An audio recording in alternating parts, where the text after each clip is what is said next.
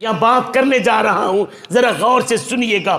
اب انجیل کے اندر میرے نبی کی تعریف تھی، انجیل کے اندر میرے نبی کی توصیف تھی، انجیل کے اندر میرے نبی کا ذکر تھا، انجیل کے اندر میرے نبی کی نشانیاں تھیں۔ اگر انہوں نے نہیں مانی تو رب کیا فرماتا ہے؟ فَأُولَٰئِكَ هُمُ الْفَاسِقُونَ، یہ لوگ فاسق ہیں، یہ بدکار ہیں، یہ بد کردار ہیں، یہ کافر ہیں۔ اب اگر انجیل کو وہ نہ مانے تو وہ کافر قرار پائیں، اور مسلمان قرآن کو اگر ایک سائیڈ پر رکھ دے تو وہ کب مسلمان ہو سکتا ہے؟ لاکھ دفعہ مسلمان کہلا لے، لاکھ دفعہ مسلمان کہلا لے، وہ کب مسلمان ہو سکتا ہے؟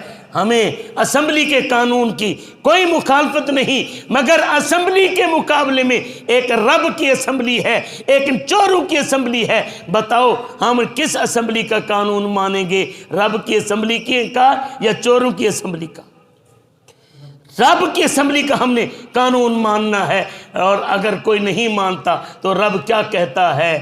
رب کہتا ہے انجیل کا جنہوں نے انکار کیا، انجیل کے اندر میرے نبی کی ختم نبوت کا اعلان تھا، میرے نبی کے آنے کا اعلان تھا، عیسائیوں نے انکار کیا، کافر ہو گئے۔ اب یہاں پر کیا ہے؟ یہاں پر حکم یہ ہے کہ جناب حکومت کس کی ہوگی؟